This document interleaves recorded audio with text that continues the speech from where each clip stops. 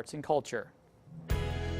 And now, your Precision 18 forecast. News 18. Weather from where you live.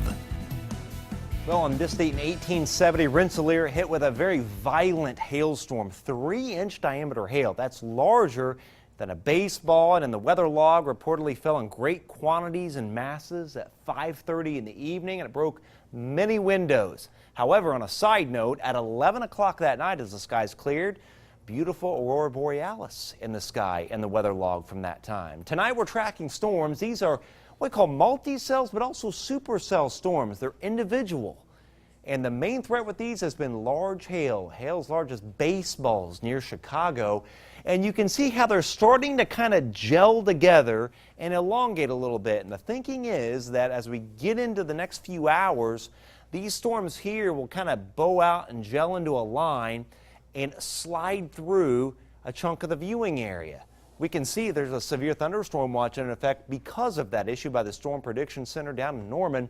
There's the viewing area, there's Lafayette, Logansport, and you can see these storms kind of elongating from South Bend all the way up to Chicago, and they're slowly sagging to the southeast. And these storms are about 10 miles from the Kankakee River, and I would say, boy, a good hour from Rensselaer in terms of distance. I think it's going to be 1 o'clock or after before these really start to make any headway in our viewing area.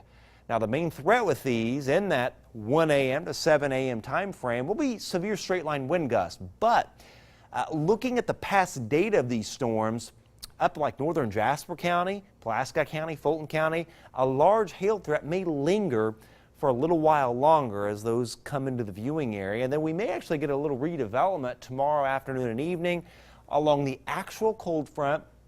Those look scattered, but there could be a couple severe wind-producing storms and perhaps a little bit of hail from those. And after mid-60s tonight, we'll be in the 80s tomorrow, 84 Peru, Logansport, a humid 85 Lafayette, even 87 at Covington, 85 at Romney. A little cooler Thursday, dry, a lot of sunshine, 70 Winnemac, but 75 Lafayette, 77 at Crawfordsville. High-res futurecast, let's track the storms tonight.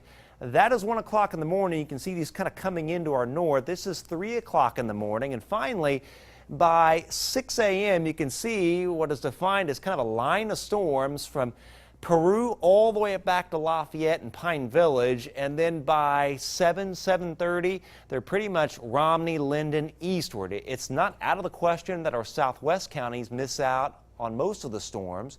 And then a few more pop tomorrow afternoon and tomorrow evening along the actual cold front before we dry out and warm up, or actually cool off, then warm up once we get into Thursday and Friday. There's your severe threat for tonight, straight line wind gusts, and then perhaps a couple hailers lingering in the north for a little while. And then tomorrow, it's pretty much US 24 and southward for the afternoon and evening. And then that upper low could bring some storms once we get into next week. And it stays warm with highs in the 80s over the weekend and then pushing 90 by Tuesday.